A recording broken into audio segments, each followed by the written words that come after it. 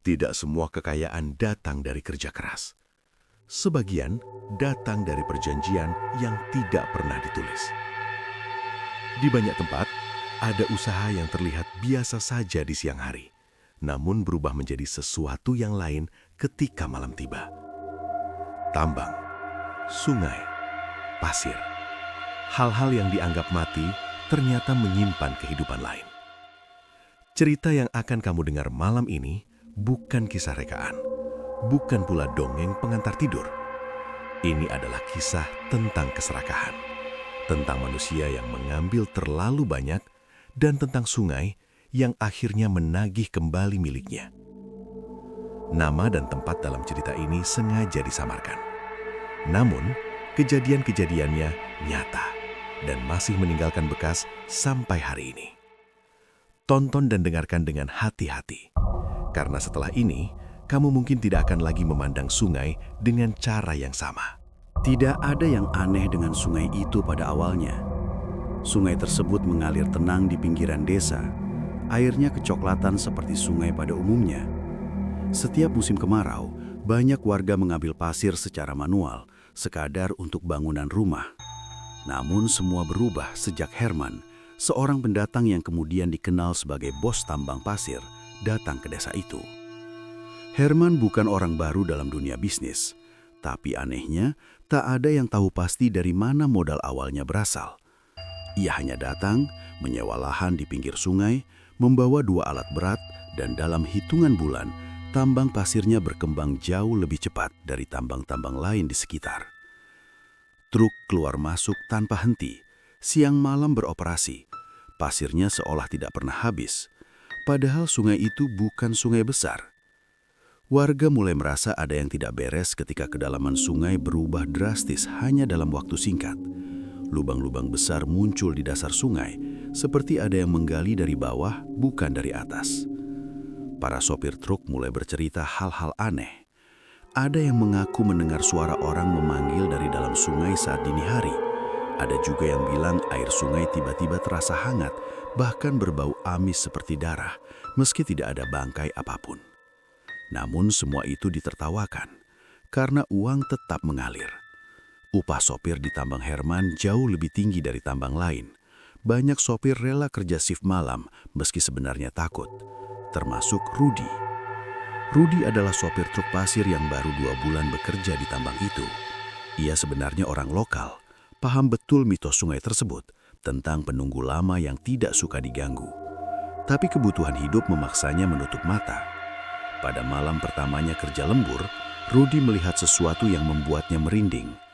Di pinggir sungai, dekat alat berak yang sudah mati, terlihat sesajen sederhana. Kepala ayam, kembang 7 rupa, dan sebatang rokok yang masih menyala. Saat ditanya ke mandor, jawabannya singkat, biar alat berat nggak rewel. Jawaban itu terdengar bercanda, tapi wajah mandor sama sekali tidak tersenyum. Herman jarang terlihat di lokasi tambang saat siang hari. Ia biasanya datang menjelang maghrib, berdiri di tepi sungai, menatap air dengan wajah serius, lalu pergi sebelum tengah malam. Tak pernah sekalipun ia turun ke sungai atau menginjak pasir basah. Para pekerja mulai memperhatikan satu kebiasaan aneh lainnya. Truk terakhir setiap malam selalu berbeda sopir, dan beberapa dari mereka tidak pernah terlihat lagi. Awalnya dianggap kabur, lalu disebut pindah kerja, tapi keluarga salah satu sopir, Pak Darman, datang ke lokasi sambil menangis, menanyakan keberadaan suaminya yang tidak pulang sejak mengangkut pasir malam Jumat. Herman hanya memberi uang santunan tanpa banyak bicara. Tidak ada laporan polisi, tidak ada pencarian, seolah-olah orang-orang itu tidak pernah ada. Puncak teror dimulai pada malam Jumat Kliwon. Rudy mendapat giliran mengangkut pasir terakhir. Hatinya sudah tidak enak sejak sore. Sungai terlihat lebih gelap dari biasanya, dan suara alirannya terdengar berat, seperti napas orang besar yang tertahan. Saat truknya penuh, Rudy mendengar suara dari arah sungai. Bukan suara air, melainkan seperti orang mengerang kesakitan. Ia menoleh dan di permukaan air, ia melihat gelembung besar muncul satu persatu, disertai warna kemerahan yang perlahan menyebar. Rudy panik. Ia menyalakan mesin dan tancap gas. Namun tepat saat truk bergerak, mesinnya mati mendadak. Lampu-lampu padam, sekeliling menjadi gelap. Dalam keheningan itu, Rudi mendengar sesuatu yang membuat darahnya membeku. Suara langkah dari dalam sungai. Langkah berat, diseret, seolah kaki itu bukan milik manusia sepenuhnya. Rudi menjerit memanggil nama Tuhan, berusaha menyalakan mesin. Di kaca spion ia melihat bayangan sosok hitam basah, berdiri di belakang truk, tubuhnya seperti terbentuk dari lumpur dan pasir. Dan dari mulutnya, menetes air bercampur darah. Tiba-tiba mesin truk menyala sendiri. Rudi tidak menoleh lagi. Ia menginjak gas sekuat tenaga dan melaju keluar lokasi tambang, meninggalkan muatan pasir yang sebagian jatuh kembali ke sungai, seolah ditarik dari bawah. Keesokan paginya, Rudi mengundurkan diri. Ia sakit berhari-hari, mimpi buruk setiap malam, dan terus mendengar suara air mengalir di telinganya. Namun sebelum pergi, seorang pekerja lama membisikkan sesuatu kepadanya. Tambang ini pakai perjanjian. Sungai minta jatah, setiap bulan 1 sopir. Dan yang paling mengerikan, kalau telat, sungainya ambil sendiri. Sejak malam itu, jumlah kecelakaan meningkat. Truk terguling tanpa sebab, sopir jatuh ke sungai dan tak pernah ditemukan jasadnya. Air sungai makin keruh dan bau amisnya tak pernah hilang. Sementara itu, tambang Herman justru semakin besar. Seolah-olah sungai sedang kenyang tapi belum puas. Sejak kejadian malam Jumat itu, tambang pasir Herman tidak pernah benar-benar sepi. Justru semakin ramai. Truk datang silih berganti, siang dan malam, seperti mengejar sesuatu. Namun di balik hiruk-pikuk itu, ketakutan mulai tumbuh diam-diam di antara para pekerja. Rudi memang pergi, tapi cerita tentang apa yang ia lihat menyebar cepat. Banyak sopir mulai menolak shift malam. Beberapa memilih berhenti tanpa pamit. Namun setiap kali ada yang keluar, selalu ada pengganti. Dan anehnya, pengganti itu biasanya orang luar desa. Salah satu sopir baru itu bernama Asep. Ia datang dari kota, tidak tahu apa-apa soal sungai, mitos, atau cerita orang hilang. Baginya, kerja hanya soal uang. Pada malam ketiganya bekerja, Asep mulai merasakan kejanggalan. Saat mengisi pasir, ia mendengar suara air seperti mendidih, padahal sungai itu tenang. Di kabin truk, bau amis masuk perlahan, membuat kepalanya pusing. Ia turun untuk mengecek ban, dan disitulah ia melihatnya.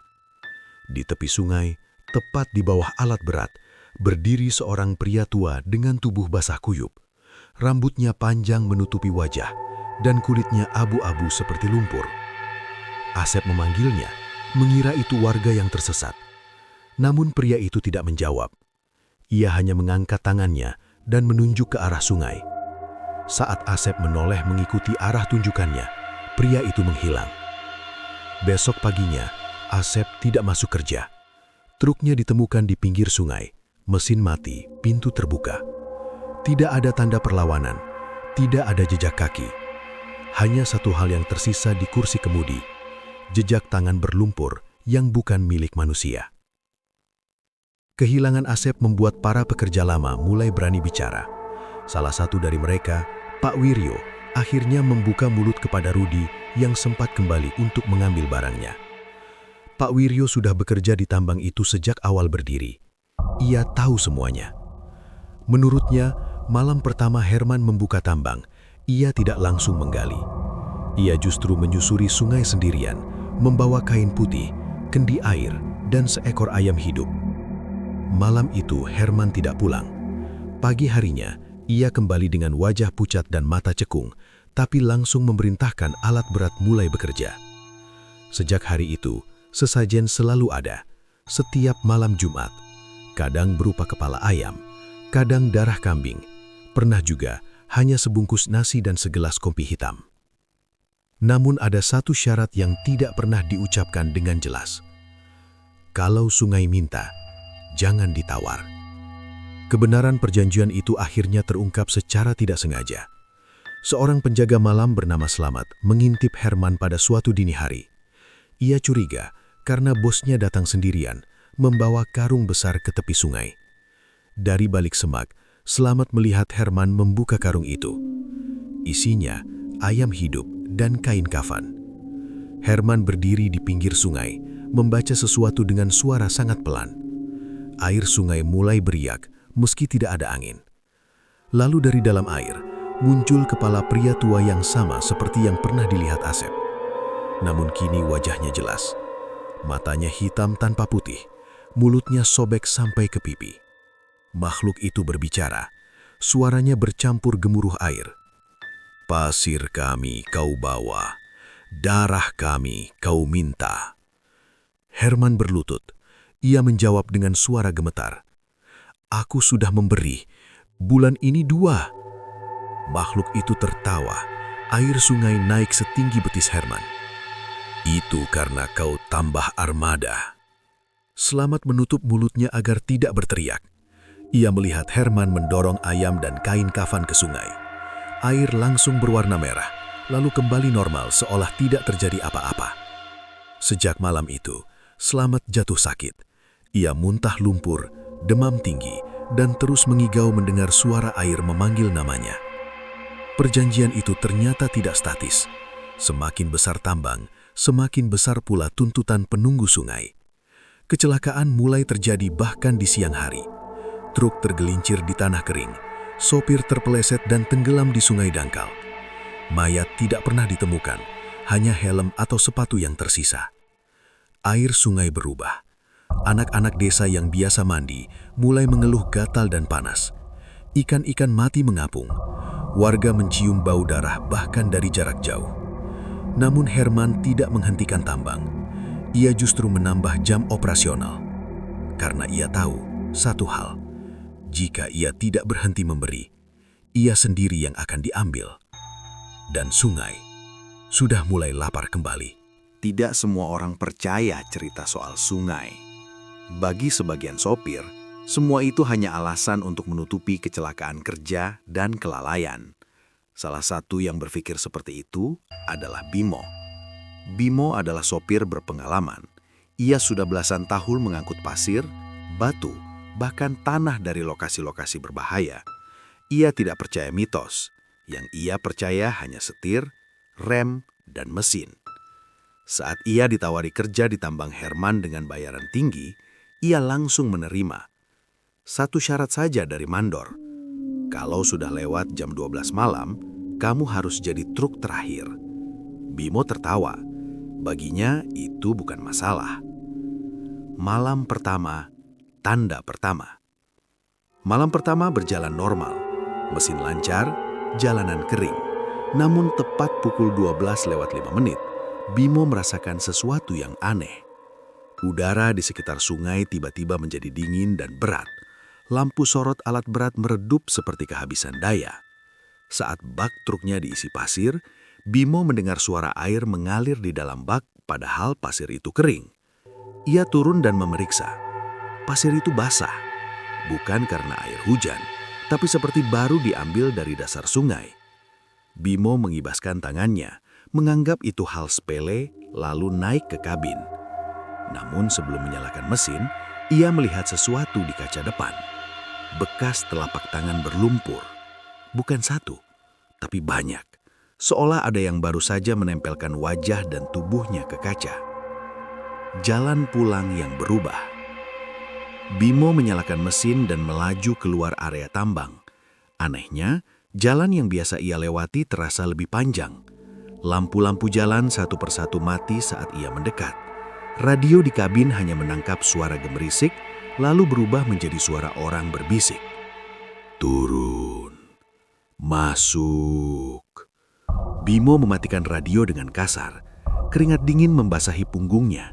Di spion kiri ia melihat air sungai seperti mengikuti truknya, mengalir sejajar dengan jalan padahal jaraknya cukup jauh. Ia mempercepat laju truk. Namun semakin cepat ia melaju, semakin berat truk itu terasa. Seolah ada sesuatu yang menahan dari belakang. Bimo menekan rem. Truk berhenti mendadak. Mesin mati.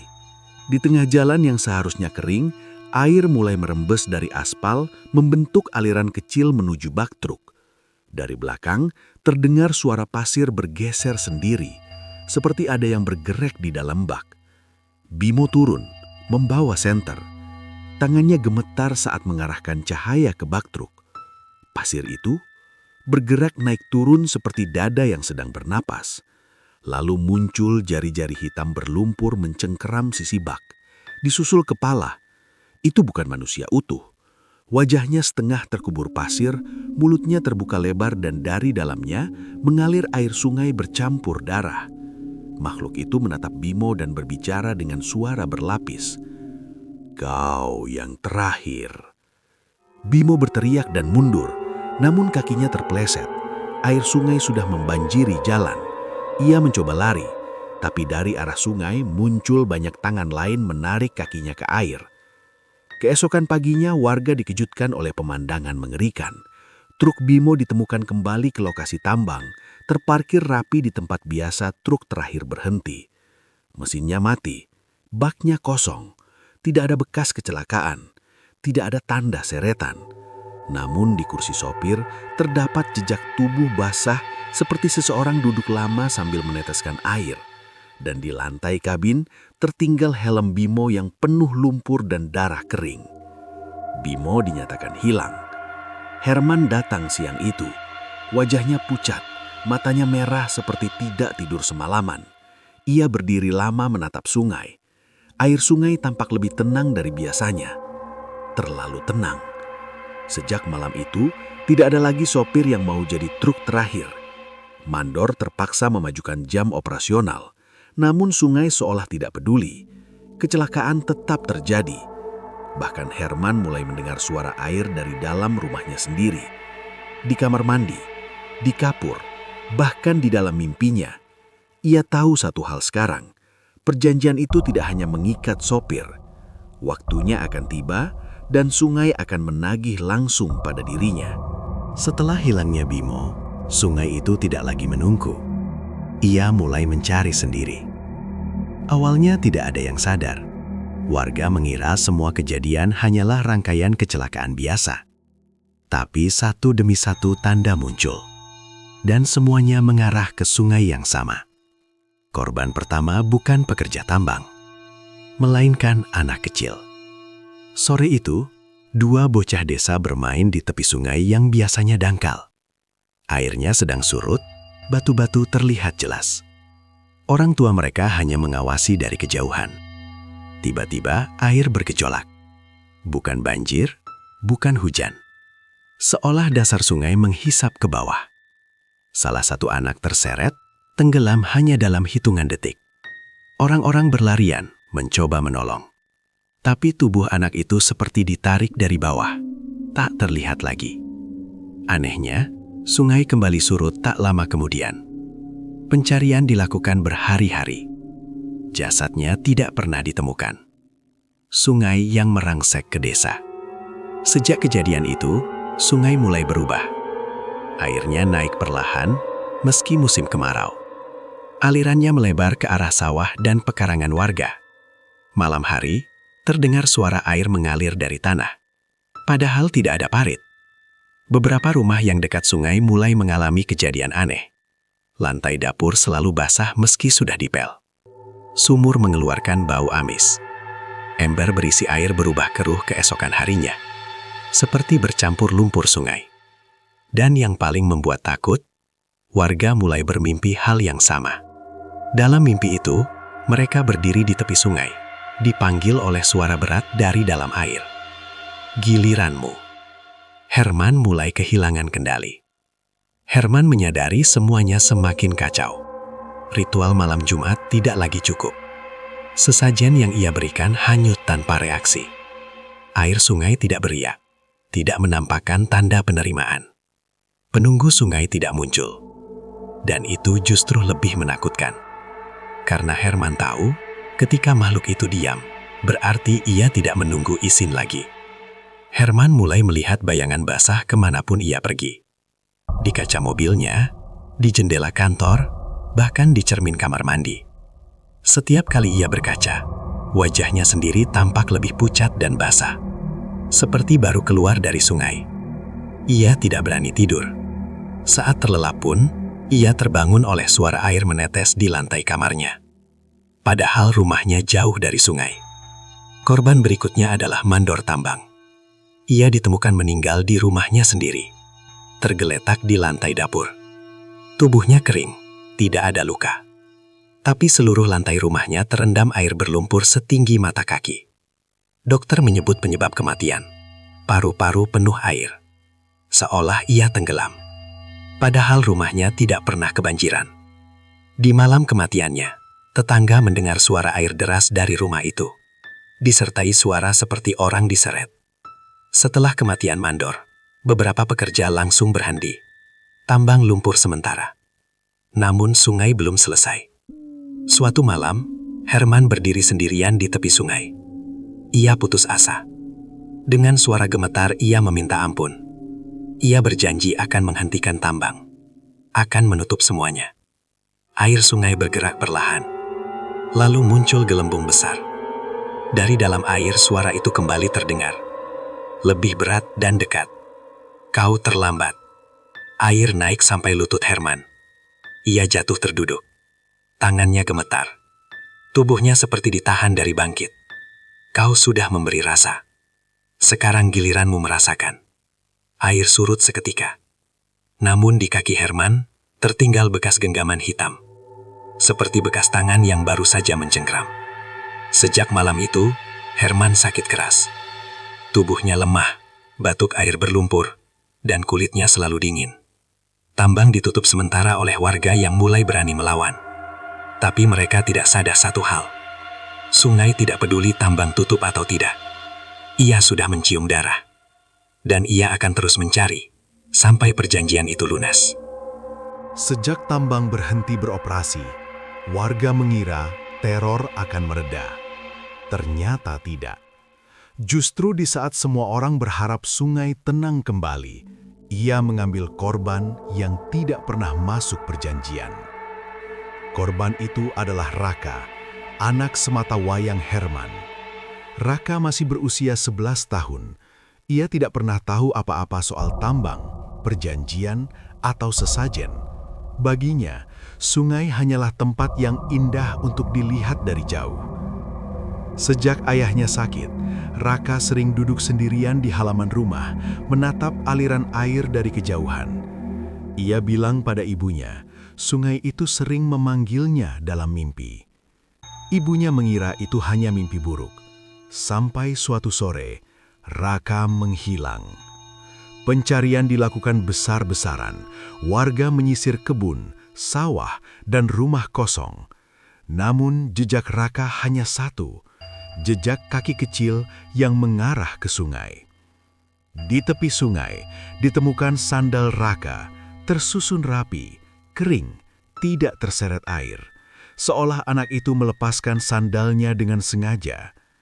Herman yang sedang sakit memaksa datang ke lokasi. Tubuhnya lemah, wajahnya pucat, dan batuknya kini bercampur air keruh. Begitu melihat sandal itu, Herman jatuh berlutut. Ia tahu ini bukan kecelakaan, ini peringatan terakhir. Herman berdiri tertatih di tepi sungai saat malam tiba. Ia membawa sesajen lebih banyak dari sebelumnya. Darah, kain kafan, bahkan emas. Ia memohon, menangis, berteriak, "Ambil aku saja, dia tidak tahu apa-apa." Air sungai beriak, namun berbeda dari sebelumnya. Kali ini air tidak naik, justru menjauh dari tepi, seperti menolak sesuatu. Lalu suara itu muncul, lebih dalam, lebih dingin. "Anak itu bukan bagian dari janjimu." Herman gemetar. "Lalu kenapa kau ambil dia?" Air sungai tiba-tiba mengamuk. "Karena kau menunda." Air kembali tenang. Di permukaan sungai, tubuh Raka muncul mengambang. Matanya terbuka, tapi kosong. Tubuhnya utuh, tidak ada luka, namun kulitnya pucat, dingin, dan basah lumpur. Sungai mengembalikannya terlambat. Kematian Raka menghancurkan keluarga Herman. Istrinya menjerit setiap malam mendengar suara anaknya memanggil dari kamar mandi. Lantai rumah selalu basah di kamar Raka, seolah sungai ikut masuk. Herman semakin parah. Ia sering merangkak ke kamar mandi, meminum air dari keran sambil menangis dan berkata air itu sama rasanya. Ia mulai menyadari satu hal yang mengerikan. Perjanjian itu tidak hanya soal korban, tapi soal waktu. Jika terlambat, sungai akan mengambil yang paling dekat, yang paling menyakitkan. Seorang sesepuh desa akhirnya berkata jujur kepada Herman. Ada korban yang boleh dan ada yang tidak. Tapi kalau sudah diambil, tidak ada jalan pulang. Herman kini hidup dalam sisa waktu. Ia tahu sungai belum selesai. Karena korban Raka dikembalikan, artinya sungai masih menagih. Dan berikutnya, tidak akan salah sasaran lagi. Sejak kematian Raka, Herman tidak lagi menjadi manusia yang sama. Ia hidup, tapi seperti sudah separuh tenggelam. Tubuh yang mulai menjadi milik sungai. Herman tidak bisa jauh dari air. Ia minum air berlebihan, mandi berjam-jam, bahkan sering tertidur di kamar mandi. Kulitnya selalu dingin dan lembab, seperti tidak pernah benar-benar kering. Setiap kali ia batuk, yang keluar bukan hanya dahak, tapi air keruh bercampur pasir halus. Dokter tidak menemukan penyakit apapun. Paru-parunya terlihat seolah ia pernah tenggelam berkali-kali. Malam hari menjadi waktu paling menyiksa. Herman bermimpi berjalan di dasar sungai. Di sekelilingnya berdiri para sopir yang hilang. Wajah mereka pucat, mata kosong, tubuh berlumpur. Mereka tidak marah. Mereka hanya menatap. Dan dari kejauhan, suara air berbisik, tinggal sedikit. Istri yang tidak sanggup lagi. Istri Herman tidak tahan. Setiap malam, ia mendengar suara truk berhenti di depan rumah. Suara pintu dibuka, langkah kaki basah berjalan ke dalam. Saat ia mengintip, tidak ada siapa-siapa. Hanya jejak air menuju kamar Herman. Ia mulai mengunci pintu kamar, tapi tetap mendengar suara air mengalir dari balik tembok. Dinding kamar lembab, cat mengelupas, dan bau amis tidak pernah hilang. Akhirnya, ia pergi dari rumah itu, meninggalkan Herman sendirian bersama suara sungai. Sungai datang ke rumah. Suatu malam, hujan turun deras. Herman duduk di ruang tamu, menatap lantai yang sudah basah meski atap tidak bocor. Air muncul dari celah-celah lantai, mengalir perlahan, membentuk alur seperti sungai kecil di dalam rumah. Herman tidak bergerak, ia hanya menunggu. Dari genangan air itu, muncul bayangan wajah yang ia kenal satu persatu. Sopir, mandor, anak kecil, dan terakhir, wajah Raka. Raka menatap ayahnya tanpa bicara. Air naik sampai mata kaki Herman. Lalu suara itu terdengar tepat di belakang telinganya. Kau pemiliknya. Herman menangis. Aku sudah hentikan, aku sudah kehilangan semuanya. Air naik sampai lutut. Kau baru berhenti setelah kami meminta. Perjanjian terakhir. Herman merangkak keluar rumah di tengah hujan, menuju sungai. Ia tidak membawa sesajen, ia tidak membawa apa-apa. Di tepi sungai, air bergejolak meski hujan sudah reda. Herman berdiri dengan tubuh gemetar. Aku pemiliknya, katanya pelan. Aku yang membuka, aku yang menyuruh menggali. Sungai terbelah sedikit, memperlihatkan kegelapan di dasarnya. Maka kau yang menutup. Air tiba-tiba naik dan mencengkram kaki Herman. Ia tidak berteriak, ia hanya teringat wajah anaknya. Air menariknya pelan, tidak kasar, tidak terburu-buru. Seolah sungai ingin ia merasakan setiap detik. Tubuh Herman tenggelam hingga dada, lalu leher. Sebelum kepalanya masuk sempurnanya, ia mendengar kalimat terakhir. Janjimu, lunas. Tubuh yang tidak pernah ditemukan. Keesokan paginya, warga menemukan pakaian Herman di tepi sungai. Rapi, kering, tidak ada tanda perlawanan. Sungai kembali tenang, airnya jernih untuk pertama kalinya setelah bertahun-tahun. Namun kedalaman sungai bertambah, dan di beberapa titik, warga melihat sesuatu di dasar air, seperti bayangan manusia yang berdiri diam, tidak bergerak, menghadap ke atas. Tambang resmi ditutup, semua alat berat ditarik. Warga mengira semuanya selesai. Mereka salah, karena sungai tidak hanya mengingat pemiliknya, ia mengingat semua yang pernah mengambil. Setelah Herman hilang, sungai kembali tenang. Terlalu tenang. Tidak ada lagi arus deras, tidak ada bau amis, tidak ada kecelakaan. Airnya jernih, bahkan terlihat indah dari kejauhan. Warga desa mulai percaya satu hal, semua sudah berakhir. Tambang resmi ditutup, alat berat diangkut keluar, truk-truk berhenti datang. Namun ada sesuatu yang tidak kembali. Orang-orang yang hilang. Jasad yang tak pernah muncul. Biasanya, sungai akan mengembalikan apa yang diambilnya. Cepat atau lambat, jasad akan mengapung.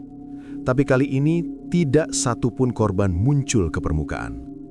Bimo, Asep, Pak Darman, Mandor, anak kecil di sungai.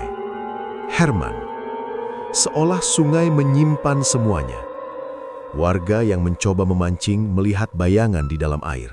Bukan ikan, tapi seperti tubuh manusia berdiri tegak di dasar sungai. Diam, menatap ke atas. Begitu mereka mendekat, bayangan itu menghilang. Teror dalam keheningan. Malam-malam desa menjadi sunyi. Tidak ada suara alat berat, tidak ada truk, tapi justru itulah yang membuat takut. Karena di tengah kesunyian, warga mulai mendengar suara air mengalir dari tempat yang tidak seharusnya. Dari balik tembok rumah, dari bawah lantai, dari dalam sumur. Beberapa orang terbangun dan menemukan kaki mereka basah, meski lantai kamar kering. Air sungai seolah mengunjungi, tanpa merusak, tanpa mengamuk, hanya mengingatkan. Rumah-rumah yang ditinggalkan. Rumah-rumah di dekat sungai mulai kosong, bukan karena banjir, tapi karena mimpi yang sama. Warga bermimpi berjalan di dasar sungai, melihat orang-orang yang mereka kenal berdiri diam, tubuh mereka tertanam di pasir. Saat terbangun, kaki mereka penuh lumpur. Seorang ibu bersumpah melihat suaminya yang hilang 2 tahun lalu, berdiri di dapur pada tengah malam, basah, diam, dan menghilang begitu lampu dinyalakan. Anak-anak tidak berani mendekat ke sungai lagi. Mereka bilang sungai sekarang punya mata. Peringatan terakhir. Seorang sesepuh desa mengumpulkan warga. Ia berkata, sungai itu tidak marah lagi, tapi juga tidak memaafkan. Ia hanya diam, dan yang diam lebih berbahaya dari yang mengamuk. Ia melarang siapapun mengambil pasir, batu, bahkan air dari sungai itu. Tidak untuk bangunan, tidak untuk ritual. Sungai harus dibiarkan sendiri. Beberapa orang melanggar. Seorang pemuda mencoba mencuci motor di sungai. Ia terpeleset dan hampir tenggelam. Saat diselamatkan, ia berteriak histeris. Ia mengaku ada tangan menarik kakinya, lalu melepaskannya sambil berbisik. Belum giliranmu. Kini, sungai itu bukan lagi sumber kehidupan. Ia menjadi penjaga dosa. Warga menyebutnya sungai mati, meski airnya mengalir. Tidak ada ikan, tidak ada burung, tidak ada suara alam. Hanya aliran yang terus berjalan, seolah membawa semua cerita ke tempat yang tidak bisa dijangkau manusia. Dan yang paling menakutkan, setiap malam Jumat, air sungai naik sedikit, lalu kembali surut, seolah sedang menghitung. Tidak ada yang benar-benar siap dengan apa yang terjadi setahun setelah tambang ditutup. Sungai itu perlahan menutup dirinya sendiri. Sungai yang berhenti mengalir. Awalnya hanya perubahan kecil. Air sungai tidak lagi mengalir deras. Di beberapa bagian, arusnya melambat seperti tertahan. Daun dan ranting yang jatuh ke air tidak terbawa pergi, hanya berputar di tempat. Lalu, suatu pagi, warga dikejutkan oleh pemandangan yang tidak masuk akal. Sungai itu surut drastis. Bukan mengering, tapi seperti airnya masuk ke dalam tanah. Dasar sungai terlihat jelas. Retakan besar, lubang-lubang dalam, dan pasir yang menggumpal keras seperti batu. Di dasar itu, warga melihat sesuatu yang membuat mereka mundur perlahan. Bayangan tubuh manusia. Bukan jasad utuh, melainkan bentuk-bentuk samar yang menyatu dengan pasir. Seolah mereka ditanam di sana, bukan tenggelam. Tidak ada bau busuk, tidak ada tanda pembusukan. Sungai seperti telah menyegel isinya. Upaya terakhir manusia. Pemerintah daerah datang membawa alat ukur dan tim teknis. Mereka menyebut fenomena itu sebagai perubahan geologi, retakan tanah, dan sedimentasi ekstrim. Namun, alat-alat mereka sering mati sendiri saat didekatkan ke sungai. Seorang petugas melihat air merembes keluar dari retakan, membentuk aliran kecil yang mengalir kembali ke lubang yang sama, seperti lingkaran tertutup. Saat malam tiba, warga mendengar suara air mengalir dari dalam tanah. Bukan dari sungai. Suara itu berat, dalam, dan tidak pernah berhenti. Puncaknya terjadi pada malam Jumat. Tanpa hujan, tanpa angin, tanah di sekitar sungai retak dan amblas. Tidak besar, tidak menghancurkan, tapi cukup untuk membuat sungai seolah terbelah menjadi beberapa bagian kecil. Air yang tersisa masuk ke celah-celah itu. Perlahan, tenang, tanpa suara jeritan. Warga yang menonton dari kejauhan bersumpah melihat bayangan-bayangan bergerak di dalam air, lalu berhenti saat aliran terakhir menghilang. Sungai itu tidak mengering. Ia menutup. Kini, yang tersisa hanyalah cekungan panjang berisi pasir keras dan tanah lembab. Tidak ada air, tidak ada kehidupan. Namun setiap kali hujan turun di daerah itu, tanah bekas sungai selalu basah lebih lama dari tempat lain. Dan pada malam tertentu, terutama menjelang subuh, warga masih mendengar suara truk lewat. Padahal tidak ada jalan, tidak ada tambang, tidak ada sopir. Hanya suara mesin berat yang berhenti, lalu suara air mengalir pelan dari dalam tanah. Warga desa sepakat tidak membicarakan sungai itu lagi. Anak-anak dilarang bermain di area bekas sungai. Tidak boleh menggali. Tidak boleh mengambil pasir meski terlihat kering. Karena mereka percaya satu hal. Sungai itu tidak pergi. Ia hanya menarik dirinya ke dalam. Menyimpan semua yang pernah diambil manusia. Dan jika suatu hari ada yang kembali menggali, air itu akan muncul lagi.